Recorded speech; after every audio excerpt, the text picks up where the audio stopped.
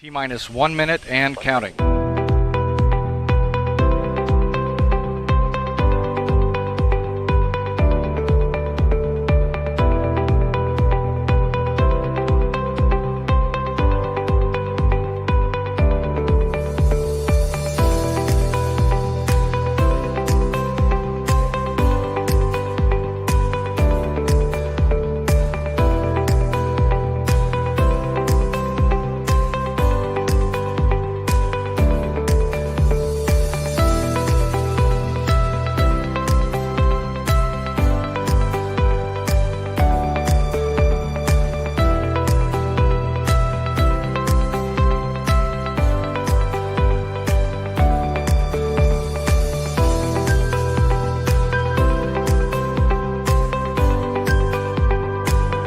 Four, three, two, one.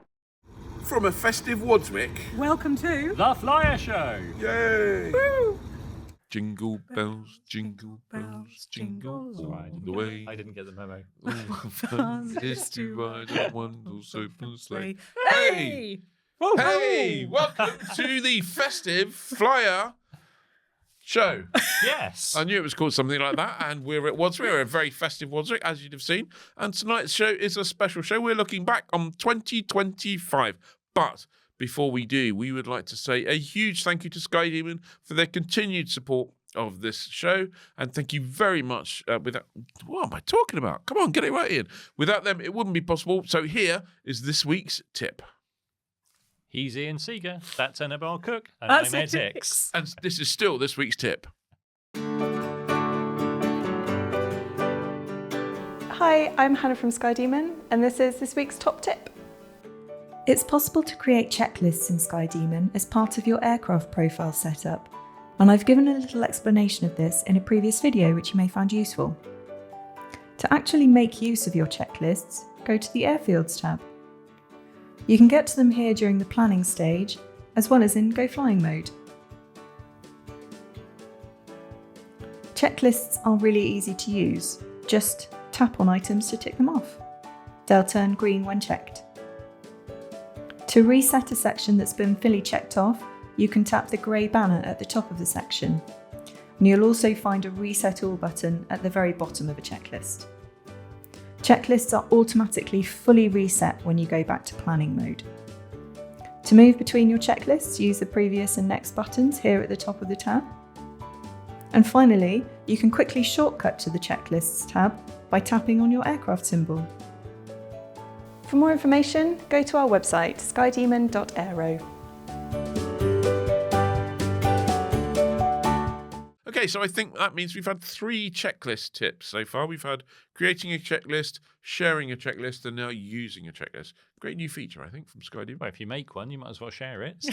I think use it. I think we said at the time, for people who've got groups or shared aircraft of some kind, it's an ideal, It's a good way to do Yeah. it. good way to do it. Yeah. Well done, SkyDemon. So, the weather here today is rubbish. Yeah. So, but maybe Simon's got some better weather for us. Come on, Simon, dig deep. As we head into Christmas week. That's all I want for Christmas is good weather from Simon. Oh. Evening all, I hope this evening finds you well and well underway for preparations for Christmas. Got a change in the weather next week as the winds turn more into a cooler easterly just in time for Christmas. But of course, I'll update you on that in the usual week ahead forecast on Monday. This is where we are though for the time being for Friday. Front clearing away from the southeast at first on Friday, and then actually you can see it's a fairly decent day. Well broken cloud looks to be in play. A few showers probably affecting northern and western parts of Scotland, and 1 or 2 for northwest England, Wales as well. But overall it looks to be a fine day, pretty breezy though across the central and northern parts of Scotland. Getting into Saturday, another fair start to the day. 1 or 2 showers along southern coast, but generally for most of us, it should be decent. Base is probably coming in at about 3,000 to 4,000 feet. Tops about 10,000 to 12,000 feet. Thickening cloud across Ireland, bringing some bits of rain into western Scotland through the late morning and into the afternoon. But you see there, most of that rain holds off well until the evening. By then, we might just get this little area of rain that spins up and comes into East Anglia and the southeast might make for marginal VFR conditions there, but overall it's looking pretty good. And then as we get into Sunday, the flow coming more into an east to south easterly, more cloud around on Sunday. Could be quite a hazy day actually. A few bits of rain just getting into eastern Scotland and perhaps into northern England. Bases here, a couple of 1,000 feet, tops at about 8,000 feet. Another area of rain through Ireland, through southwestern parts of Wales, southwest England. 1 or 2 spots of rain across southern coast of England, and those spots of rain extending into the central and eastern channel, making for non-VFR here. But generally, most areas probably VFR. As I say, visibility reduced, I'm thinking sort of 5 to 10 kilometres, bases to coming in at around about the 2,000 to 3,000 foot mark, and tops up at about 10,000 feet. But overall, it's not too bad a day. Now, to make it a perfect Christmas, why not get yourself booked on, or even better, get somebody else to book you on Aviation Weather School Part 1. This is my live online course presented by me, which is going to take place on the consecutive Tuesday evenings of the 27th of January and the 3rd of February between 6:30 p.m. and 9 p.m. Now, the beauty of this is that you get a recording of each of the sessions, so you can watch it for up to a week afterwards. In fact, some pilots don't actually attend, they just watch the recording and then ask me questions, because I'm totally open to you asking questions when you've been to a weather school. I'll take you beyond the PPL, show you what you really need to know about weather, and get you planning up to 5 days in advance. You can book your place now by using the QR code or going to weatherschool.co.uk. It'll be super to see you there. And all that remains for me to do is to wish you all a very happy Christmas and a very peaceful New Year. Let's hope we can get some flying in. You'll get forecasts issued throughout the Christmas period. As I say, looks like being a bit of an easterly, so it's going to make for some interesting flying, particularly more eastern areas, but we'll keep you up to date throughout. Have a fantastic Christmas. Watch for the big fella in the sky and his reindeers, won't you, on Christmas Eve? But for now, thanks again for watching, and I'll see you next year. Bye for now. So this week, something a little bit different. We're looking back on 2025, and we're kicking off with a bit of a review of our favourite and most important news stories of the year. Who's up first? I think that'll be It's me. Annabelle. It's me. Take it away, Annabelle. Yeah, so one of the most significant regulatory stories of the year was the change to UK PPL licensing. In short, the LAPA was discontinued. There were changes to the NPPL and the PPL. One of the headline changes was greater credit for flight time gained in 3-axis microlights. The training syllabus was also updated with an about time, I think we'll agree, formal introduction of partial power loss training and the use of VFR moving maps. Do you think there were people who, like, within the CA who shook when they saw that? Oh, Yeah, we're going to really let them do this? It's like, think about the paper chart. I know. Oh.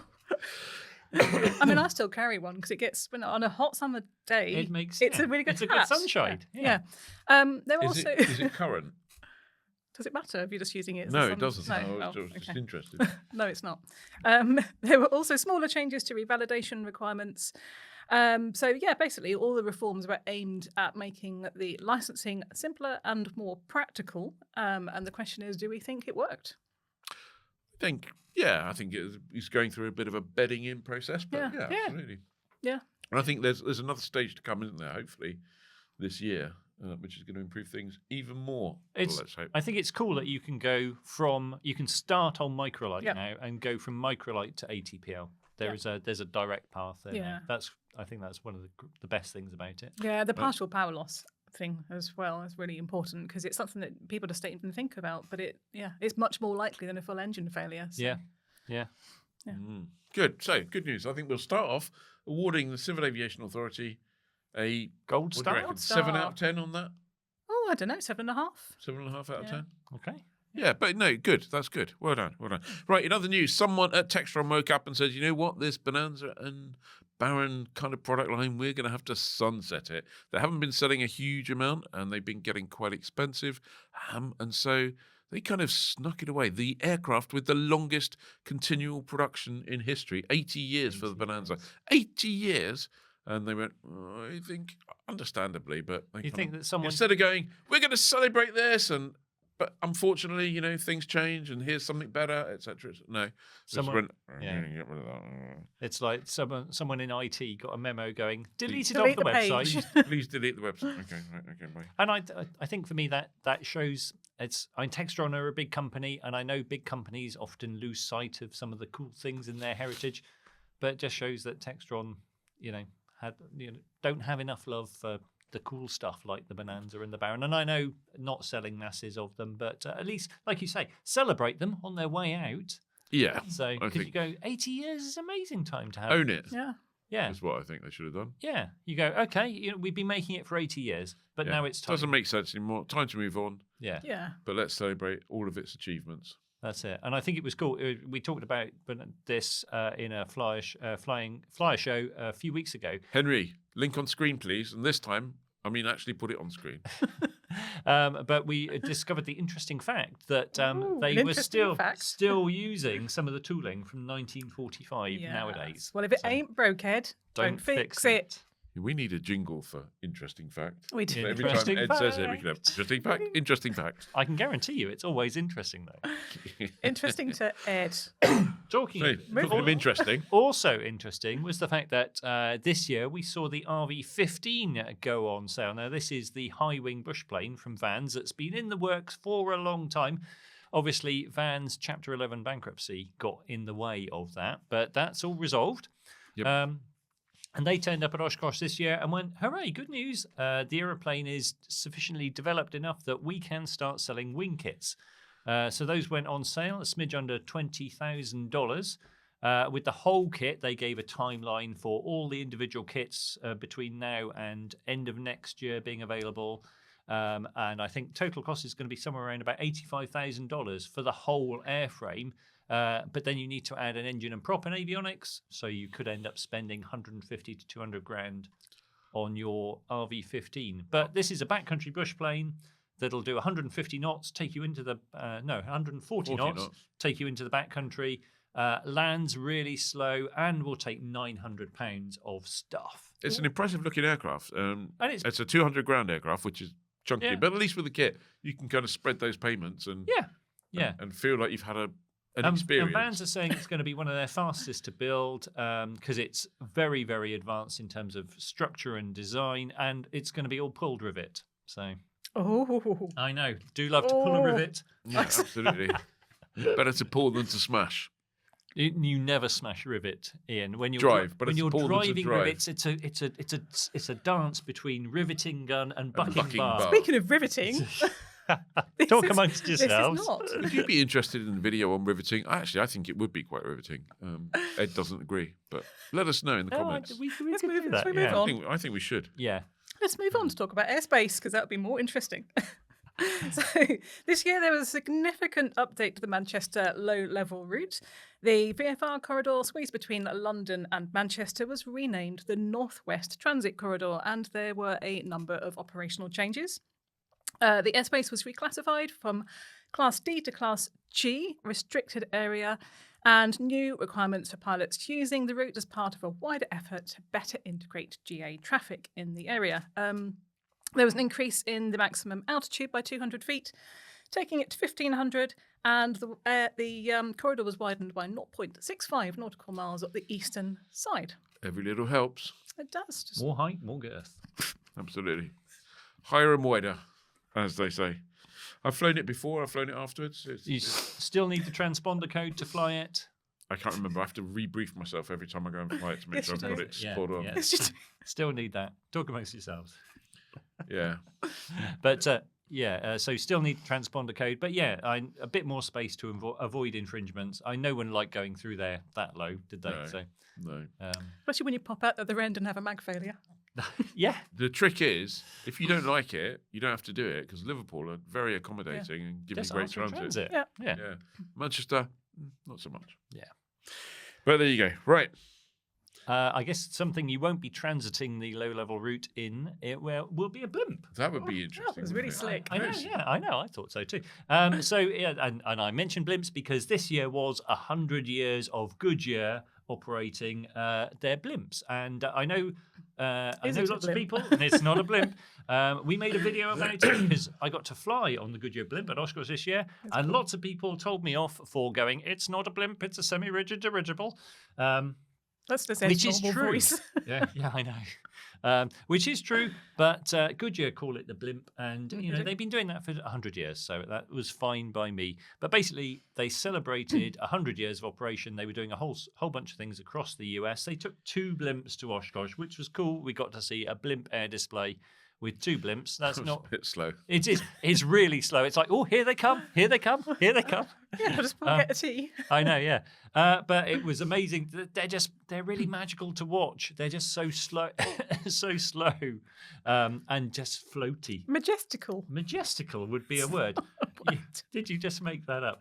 And certainly, and the flying experience on them is like if you fly on a helicopter, you kind of get hoisted into the air by rotors, and you look down. It all feels a bit scary. A blimp is just gentle and lovely. It adds sereneness, doesn't it? It is it is added sereneness, and it's smooth and quiet, and you kind of look down, you see this massive shadow, and you go, oh, it's us. So, but it was brilliant. We flew around the Oshkosh site for kind of 20 minutes, 25 minutes, and it's just a blimp is a lovely way to travel. Very impractical. You need a 600-foot parking area because you get blown around your. It gets parked on a big column, which is usually attached to a truck, which is really heavy to stop it blowing away.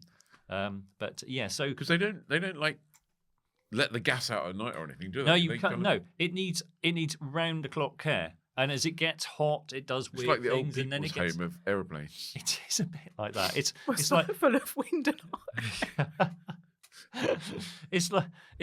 it is the most needy aeroplane I think ever created because it just needs continuous monitoring.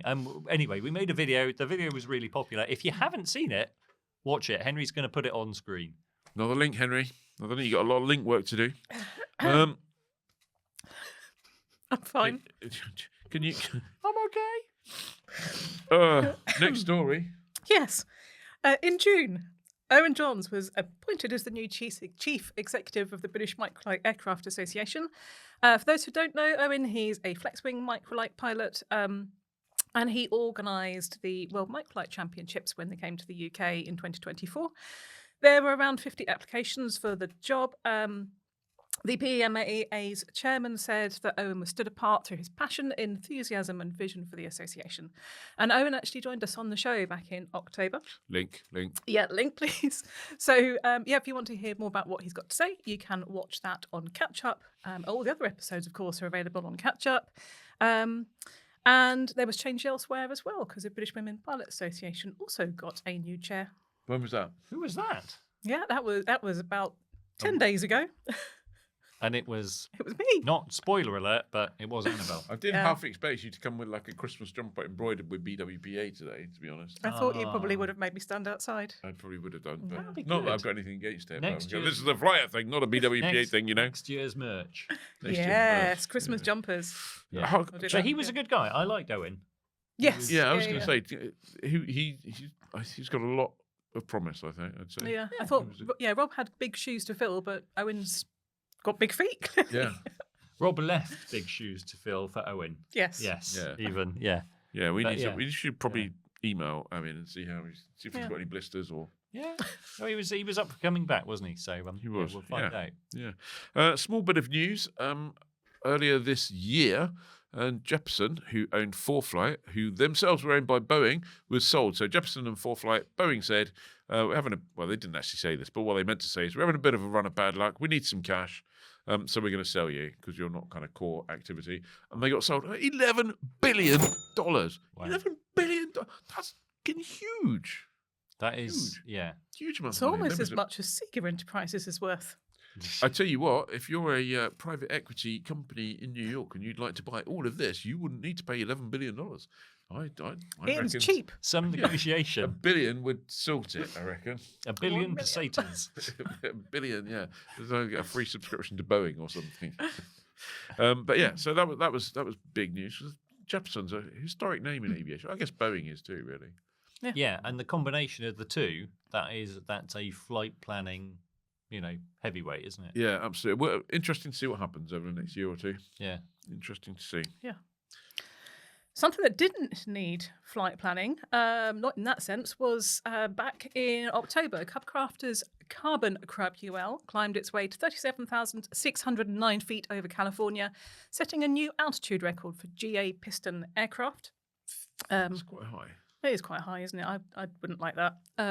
Pilot John, I can never say this, John Kotwicki, climbed for just over an hour, reaching temperatures as low as minus 46 degrees.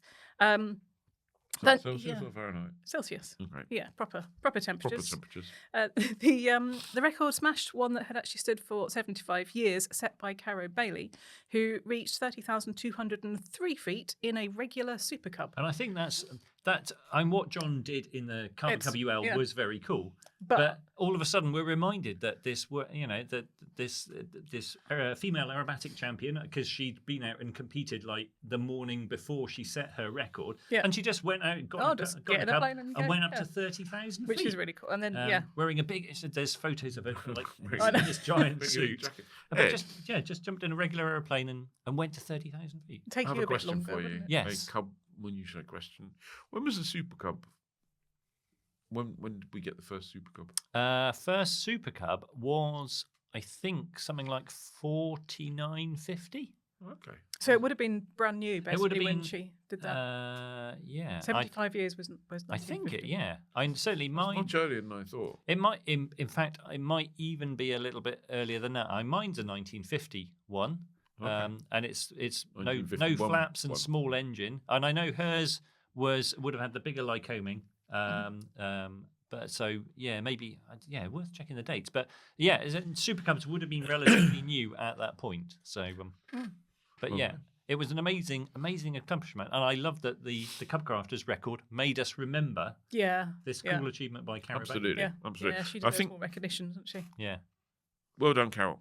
Keep on track. I think we're on number 9 now. Number 9. Number which 9 is the That's good. Skyfly Axe. Yeah. Yeah. So from something very conventional like a Super Cub to something very unconventional like the Skyfly Axe, which is the British eVTOL that's not like other eVTOLs because the motors are fixed at like a 45-degree angle on the wingtips. It's got 2 wings, front and back.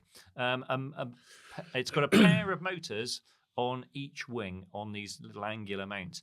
And Skyfly were the underdogs all this year because they were getting out and getting stuff done. They were the first people to go flying beyond the circuit with an electric eVTOL in the UK.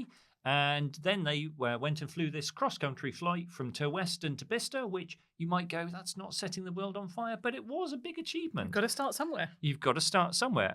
And I got to watch it happen because I was taking some photos for them. And Bill Brooks, the brilliant Dr. Bill Brooks, was their test pilot.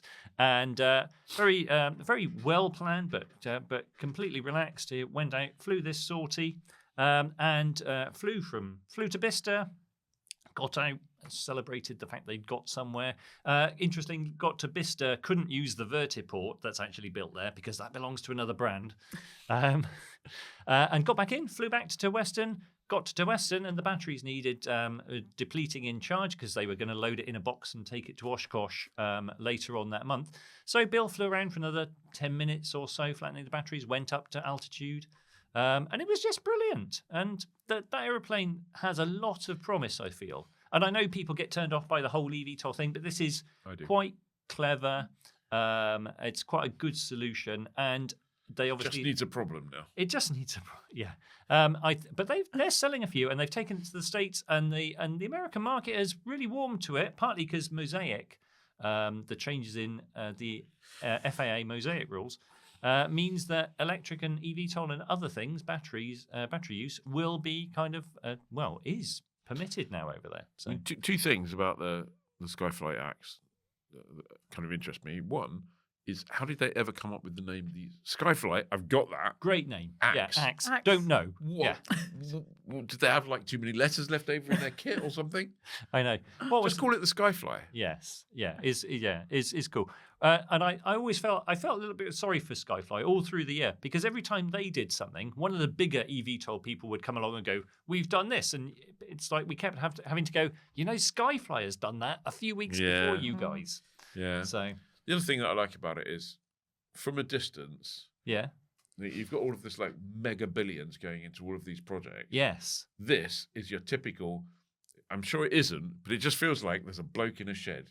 It's very or maybe British. a lady in a shed as well, Yeah. beavering away with little. it's an amazing. They're an amazing. They're a small team, but an amazing team of people doing this, and they're not doing it with mega budgets. Tiny but mighty. Yeah, tiny but mighty. I think that is a good way to describe Skyfly Axe. So that's all. That's all. I think I'm just going to call it Skyfly, even if they've got the wrong name. I'm just going to call it the Skyfly from now on. So from a very kind of like leading edge aircraft, as it were. Back in the summer, I flew the Skyleader 400, which got approved. We'd seen it at all sorts of shows over the years, saying it's just on the verge of being approved. It went through, and eventually, it got there, and so they brought it down to Lideway, jumped in, went for a flight. Nice, 2 seats side by side, metal aircraft, fairly traditional, powered by Rotax.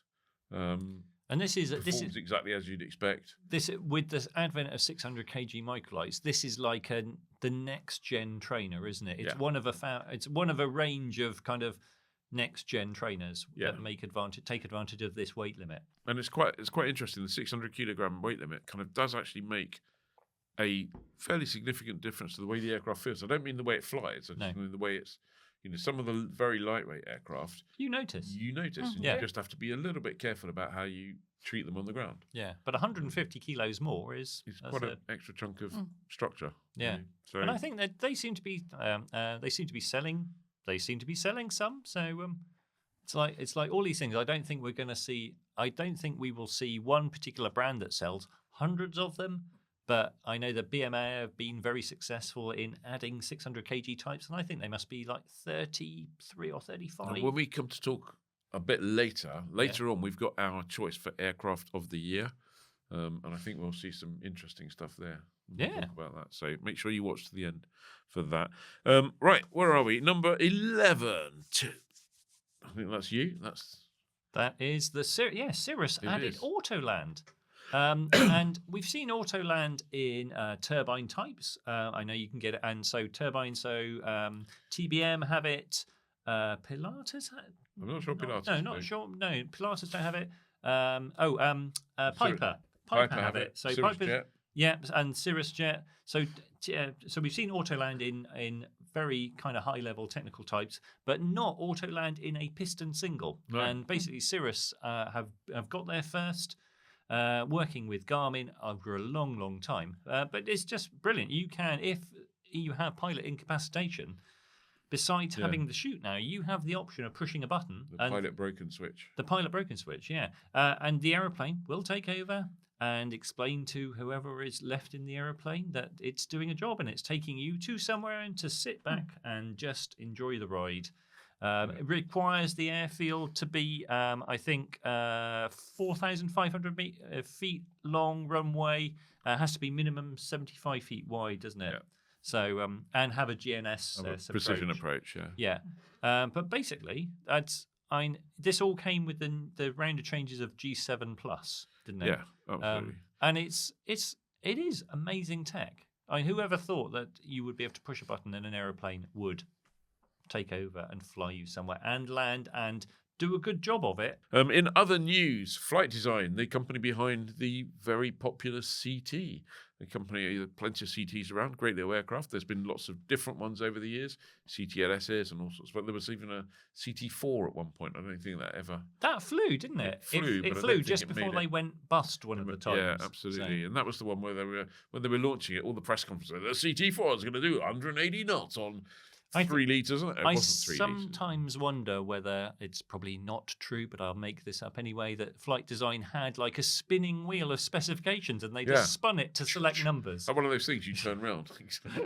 Absolutely. But probably. Anyway, they went bust and they were bought by Shandong Group, the Shandong Group in China, the same people who own Icon after Icon went bust. Another company that made some rather bold projections about how many they were going to build and sell every year. The good news is they're keeping CT production in the Czech Republic, so we look forward to seeing how that develops and seeing that what is a nice little aircraft is not lost forever. So that's a good thing.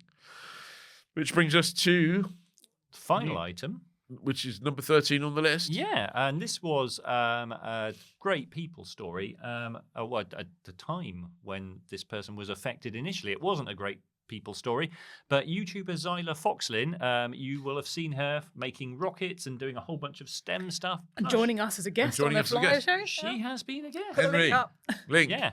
More links so you can check your sticker. Zyla, also a PPL, achieved her dream of buying a Cessna 140, which she's flown a lot. She's also building a piton pole, but she was grounded by the FAA due to mental health concerns they had, which were linked to her use of birth control. And this caused some questions, and Zyla went into it in fairly big detail, and it was a big blow for her because she loves flying, and to have your flying taken away from you, no pilot wants that. But she basically used YouTube as a medium to start a wider discussion on pilot mental health and the fact that you can't have a pilot community who go, oh, well, I won't talk about that because it may affect my ability to hold a license. And basically this went all the way to Congress in the States, and this has created a mental health change. There's the Mental Health in Aviation Act, which is fantastic. So well done, Zyla. And I think this is just the start of a wider discussion, isn't it? Absolutely.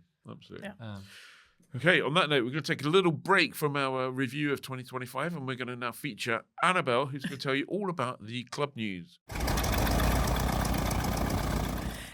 Yeah, so it's not quite the end of December, so you still have a few days left to use your free landings. This month we have Carnarvon, Tiverton, Manchester, Barton, Yatesbury, and 50% off at Sandown, which, if you fly a 4-seater aircraft, will save you £73 for the month. Only if you obviously land at all those places and use the vouchers. Which means for 2025 as a whole, all of the landing vouchers have had a value of around £607. Wow. So that's like almost 10 times the value of a Flyer Club more membership. than 10 times the value. How many things can you be a member of where you get 10 times more value than your membership? Only one. Yes. Flyer Club. Join flyer.co.uk/membership. And if you'd like to prepare for January, 3 of the 4 landing fees are already confirmed. We have Retford, Gamston, Edsfield and Longside. Edsfield? So I have my yours. own airfield? No, it's double D. Okay. That would be cool, wouldn't it? You should call it Edsfield if you had your own. If I had my own airfield, when are you going to get your own airfield? It is owned by a bloke called Ed. Is it? Yeah. Well, that makes sense, doesn't it? Ed Peacock. Okay, Yeah. I didn't know that. Oh, yeah, nice guy. That's very cool. Yeah. But yeah, I would love my own airfield. I'm sure it will never happen unless I have a lottery win. Well, if Ed Peacock ever wants to sell his airfield, That you would be can my buy first it. choice. Delete Play a the D. lottery. I don't know. That's probably the first step. And at the moment, if you are not a Flyer Club member and you would like to be, we've got a bit of a discount on for Christmas, so you can get 25% off annual membership using the code FlyerChristmas25, and that is valid until Christmas Eve.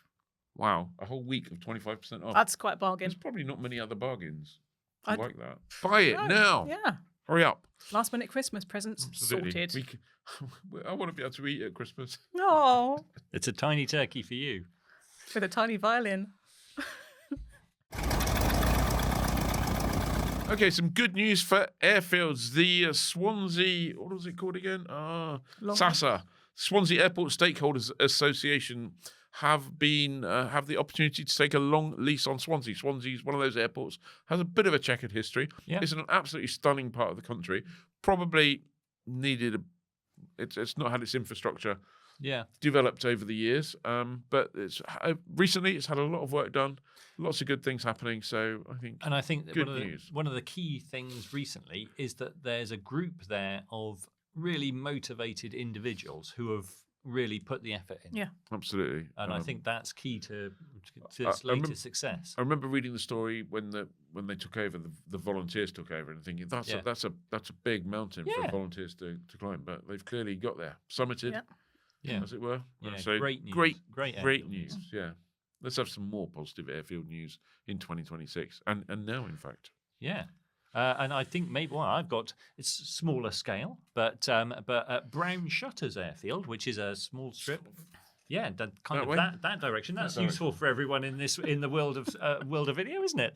But Brown Shutters is a fabulous little strip, northeast and north, south, and east-west runways. But they had some planning, some luck with planning applications. On their site they've got some fishing lakes. And a nature kind of area.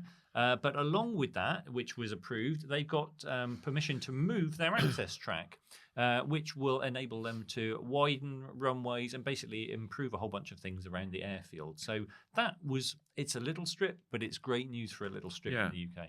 I have been in there, but I need to go a bit more. It's really close. It's one of those that you almost don't think about visiting, but you know how if you go to Compton Abbas, it's an airfield where you stand at Compton Abbas and you've got this beautiful vista, and that's where you're looking north. Brown Shutters, you land and you look south, and it's kind of similar. It's a beautiful place to visit and just admire the view from. Well, I'm going to make sure I pop into there at some point in the future. Yeah. Da-da-da. And you could pop into there from your hangar home on Enniskillen Aeropark because it's been given the go-ahead. Ooh. So this project, led by Peter Day, has taken 10 years of work, including 7 years working with Enniskillen. There were no objections by the CAA or the airport operator, which is fantastic. And this is just the start of things because Peter is continuing to try and have mixed-use hangars approved at Solent as well. And it's amazing, really, isn't it? Because hangar homes in the UK has just been this It's almost gone on and on. impenetrable thing, isn't it? And all of a sudden he hit this success with He has been extremely persistent. He is relentless. He is, absolutely. But it just goes to show, if you are relentless, you might succeed. You can get a plane park at Enniskillen. Brilliant. Absolutely. Unfortunately, as a flip side to the good news, there have been some bits of bad news. A couple of bits of bad news I'll kick off with for item number 17 on our list of Coventry. Coventry is closing on June the 26th. You remember that Coventry was... there was a whole load of talk about a big gigafactory and thousands of jobs, etc., etc. I don't think the gigafactory worked out, but funnily enough, the airfield is still closing. We'll be visiting Coventry sometime in January and creating a video interviewing some of the residents there, so look out for that. Equally, Cambridge, Marshals of Cambridge have announced that Cambridge will be closing in 2028. They were going to move to Cranfield. That's now not on because it's no longer financially viable, and we don't currently know where they might be moving instead. But it does look like Cambridge will be closing in 2028 to become Cambridge East, which will effectively be a new residential area of Cambridge. Marshals have lost, I think it was something like 55 million or something. And clearly property development is a way of turning that around. But a historic airfield that we're going to lose next to a fantastic place to visit. Yeah, and those are two big hard surface runways. Yeah. I would almost bet money that those are resources that we will never replace. Yeah, absolutely. So I can't remember when the last hard surface runway was. I mean, Hapney Green put in a new hard surface, but that wasn't a new runway. That was resurfacing. That's fantastic. That was brilliant, yeah. But I can't remember the last new runway. I don't know. Someone will tell us in the comments. Yes. I'm surprised you don't know, Ed. It's Maybe that's the next news item is Ed doesn't know something. Uh-oh. Annabelle. Yeah, this was really bad. So back in April, just as we were starting the broadcast of that evening's live stream, we got the news that Hangar 3 Old Sarum was on fire. So actually the hangar and the cafe ended up being destroyed. Wiltshire Police and Fire and Rescue Service did carry out an investigation and there was an arrest made, but the person was released and no charges have been brought. Even worse, just a couple of weeks later, there's another fire destroyed, another Grade 2 listed hangar at Bicester. And sadly, in that event, 3 people did lose their lives. 2 firefighters, Jenny Logan and Martin Sadler, and a member of the public, David Chester. Unbelievable. Yeah, it was bad news. Yeah. That. And I think, inquiries for that one are still ongoing. ongoing. So, yeah. Yeah. And I'll round off the airfield bad news. Popham, obviously, fantastic airfield. One of the bits of lifeblood of GA activity in the UK. I don't think anyone would disagree with that. Absolutely. They celebrated 50 fabulous years of operation since they were literally cut out of a wooded area. I went down for the 50th birthday flying. It was amazing. We made a video. Henry might stick it on screen. Link in the video. Plus, Yeah. we had Brian Lloyd. We had Brian did? Lloyd. Again. Popham Matters. Another link, please. And he was here because so Popham survived. Obviously, there's the landowner has contributed Popham Airfield as a site for future housing in that area. Initially, on that first consultation, it looked like that was going to be turned down. But now that's gone back. There's a second consultation now active. And obviously, Brian, when he came up to see us a few weeks ago, that was all about the new threat, because there's a new application in with more houses. And it requires everyone who may have sent comments on that consultation to act again, because Popham, it's another resource that once we lose it, it will be gone. Yeah. And let's not forget the local council saying it was, let me check, not significant. I know. Yeah, I don't know what. They woke up that day and they'd lost their minds, maybe.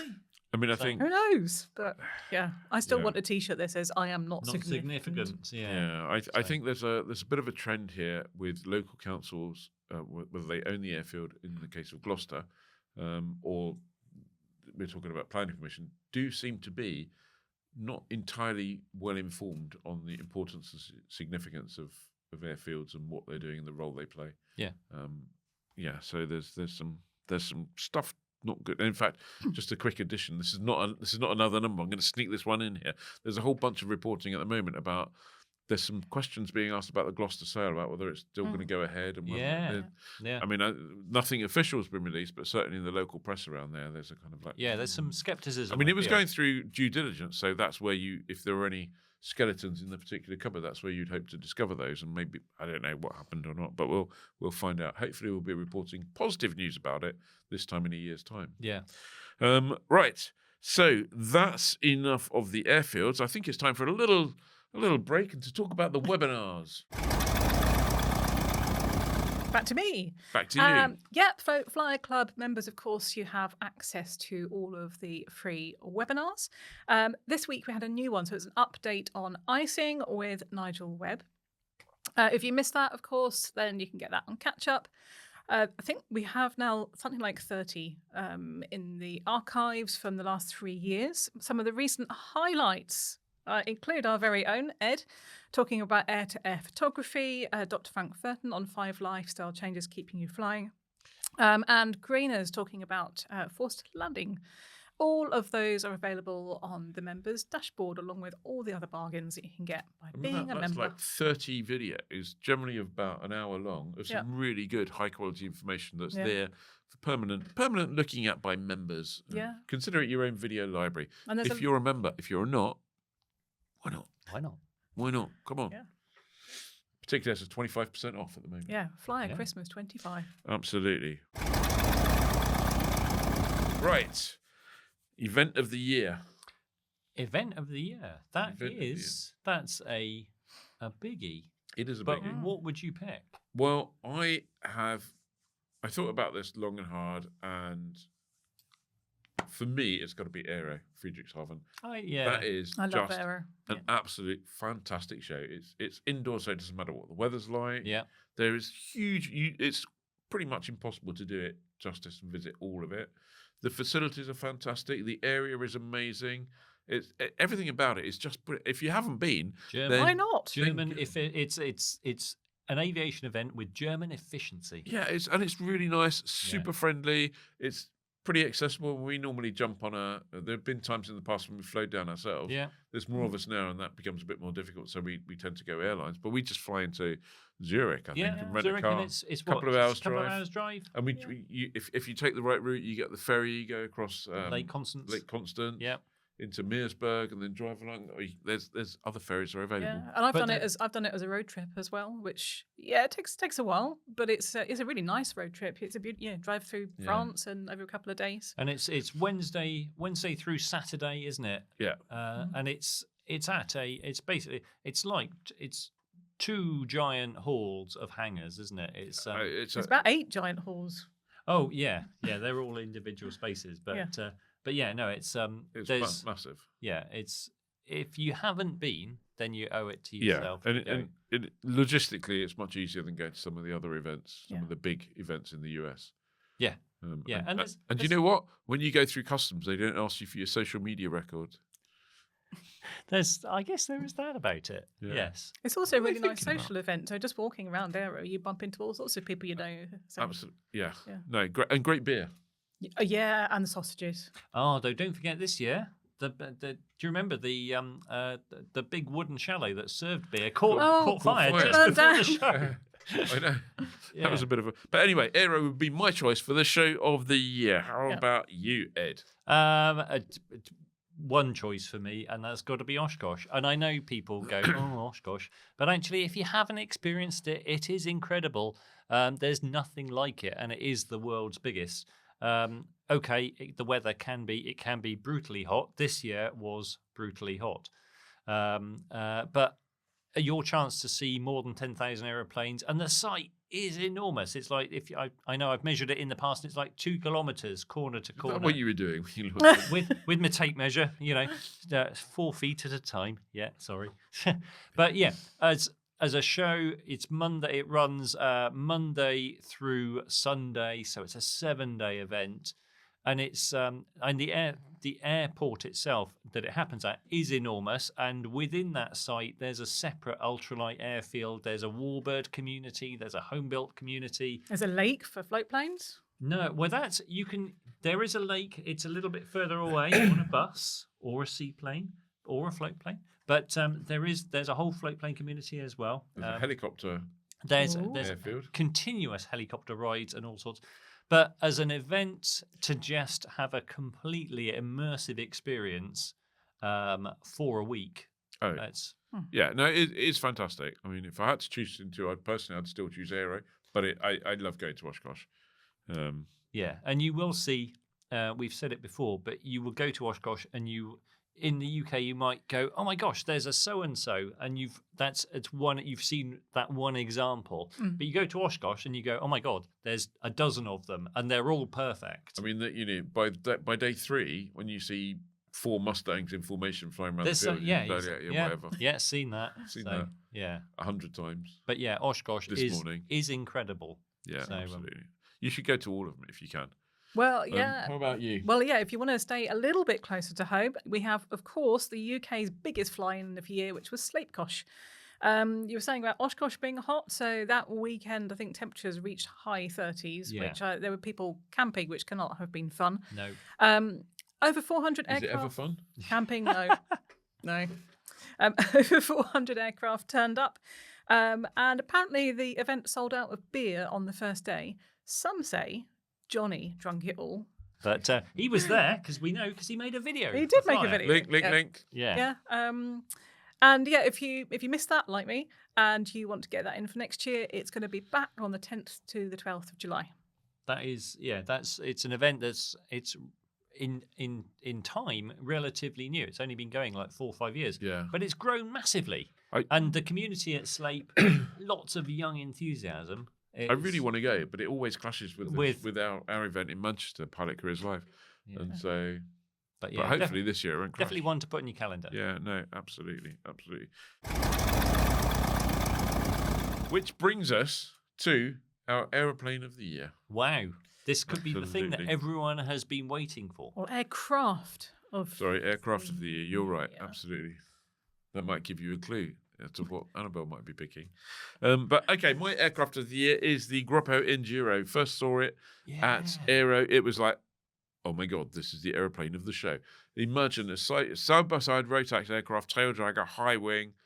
This particular one had been built by a German chap who put some big Tundra tyres on it, an extra special shock absorbed tail wheel. Yeah. It was clearly built for kind of rough strips, and it just looked like a fantastic adventurous airplane. It was spacious inside.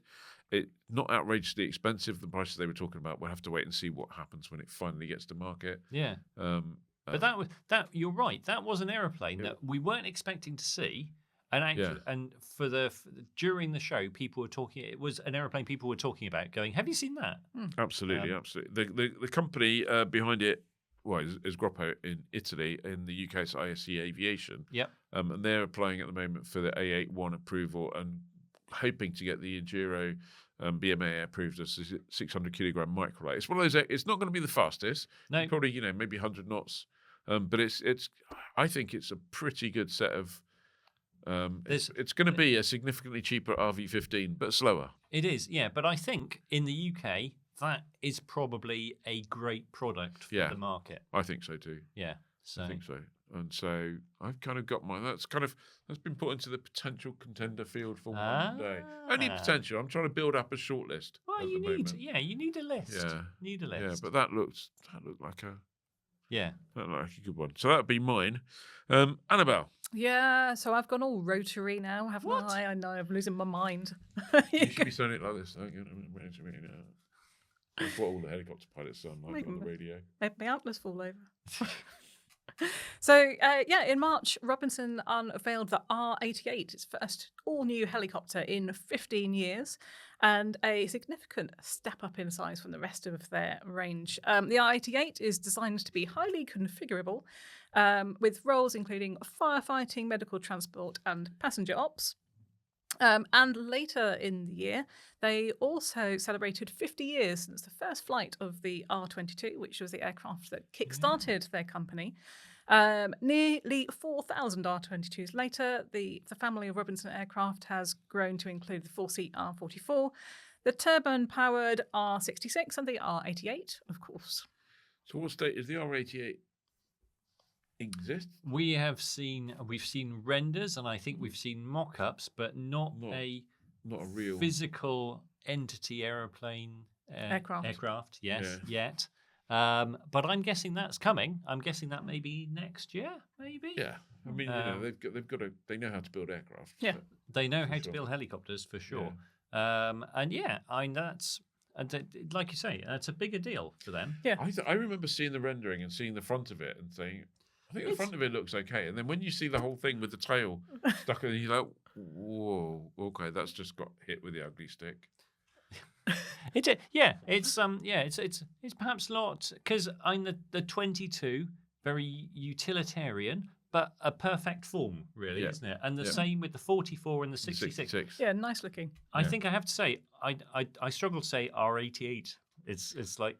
I agree, but when it does all of those, bits of like firefighting and all the rest of that, that's just like commercial boring. Yeah. So I mean, it's important for the company. Yeah. But we're in this for the passion of aviation, and I've said it before. It doesn't matter what the aircraft is.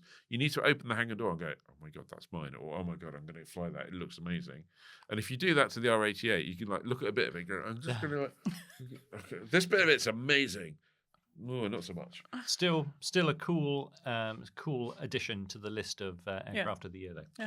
Yeah. So, However, none of your aircraft hold a candle. That was a drum roll. I know. Hold a candle to my aircraft, and this is probably the aircraft that has set the internet on fire. Ed's going to cry in a minute. No, it's not that dramatic, but I think it is fair to say it might have set the internet smouldering slightly in a corner. No, it's not really on fire. For people with very specialist interests. Oh, that's me all over. But if you're into specialist interest aeroplanes, like little single seaters with lovely trousered undercarriage, then the Spirit SE1 will fulfill that fantasy for you. So this was the Spirit SE1, and it was an aircraft that had been completely conceived in and brought to flight in secrecy. And they brought 4. This wasn't one of these, it turns up as a render one year and they talk about it and you spend a long time going, is that ever going to turn up? And so Spirit brought 4 aeroplanes to the show. All new airframe, all new engine, their own engine, 42 horsepower V-twin that they've designed and built. And this is a beautiful little thing. All metal, folding wings. I know. But you can polish it all. And you can polish it. You start one end to finish it. But amazingly, all for the bargain price of $69,500, which people were astonished at, really. And this is because Spirit have. There's a guy behind. I remain astonished. Yeah, I know. Well, there's a guy behind Spirit called Steve Wood who has had a long history in aviation, but he's also all about if I can't productionize it and build it economically and Productionize. I know. Is he American? Yes. With a Z. Then this is not viable, and and it would appear to be very viable because I've heard rumor that they've got orders now for 50. I think around about 50 aircraft. They had photos of that were shown at Oshkosh, which everyone thought were AI because there was like 25 aircraft on the production line. People were like, oh, that's made up. No, that was actually real back in their factory in Grand Junction, Colorado. And the rumor is that they've sold 2 batches of production, which would put it around about 50 aircraft in the UK, even because we don't have. The aircraft would need approval to come over here, but it would fit in the 600 kg microlight category. Unfortunately, it's just outside SSDR numbers. But it's looking like the LAA will pick that up. And Spirit, I know I've had conversations with the LAA, and it's looking like that will move forwards. And I think Spirit has had maybe in the double digits inquiries for the UK. And how many of those were you? They were only one of those was me. It wasn't me Putting on a different voice. Times. Yeah. It is It's me. it is a beautiful aircraft. Yeah. So I would say to those people out there, let us know in the comments what you think is your favourite aircraft of 2025. I'm going to predict, sadly, that Annabelle's going to come in 3rd place Ed on that one. wins. It wouldn't be a shock to see that Ed wins. It just depends whether people like the appeal of something that you can polish that's got long trousers. I know. Single or seat, something that's practical, Yeah. like the single seat isn't for everybody. No. But I think what Spirit demonstrated is that you could. He's still going. I know, yeah. Is that you could turn up with an aeroplane that was completely market ready and I'm go, growing a beard. surprise, it's for sale. Yeah. Well, okay, so that ends our review of 2025. So How it is that remains possible? only to say a huge thank you to everyone out there for watching, a huge thank you to the team, a huge thank you to SkyDemon, to Simon who provides the weather, Yeah. to Henry behind the camera, to the people at Wadsworth who feed us at lunchtime, which must be coming up fairly soon. And yes, so let us know. And by the way, one more thing, a huge thank you to people who have believed in us and who have joined the Flyer Club. Yeah. £6 a week, £6 a month, £6 a month. Don't get that wrong again, Ian. £6 a month, £62 a year. Flyer.co.uk/membership. And if you do that between now and Christmas Eve, you can save yourself 25%, which makes it a huge, huge bargain. So on that note, thank you very much. Time for us to go carol singing again. Yeah. Merry Christmas. We Yeah. wish you a Merry Christmas. We wish you a Merry Christmas. Right, cut. That's enough of that. Thank you. Fly safe, Bye. everybody. Happy New Year. Bye. Happy New Year. I know. I was thinking ahead. Oops, forgot to say we'll be back on the 7th. So have a good one. Watch those Brussels sprouts. Happy New Year. Happy Easter. We're at Old Sarum Airfield. It was once a bustling... Okay. I'm here with. Sorry.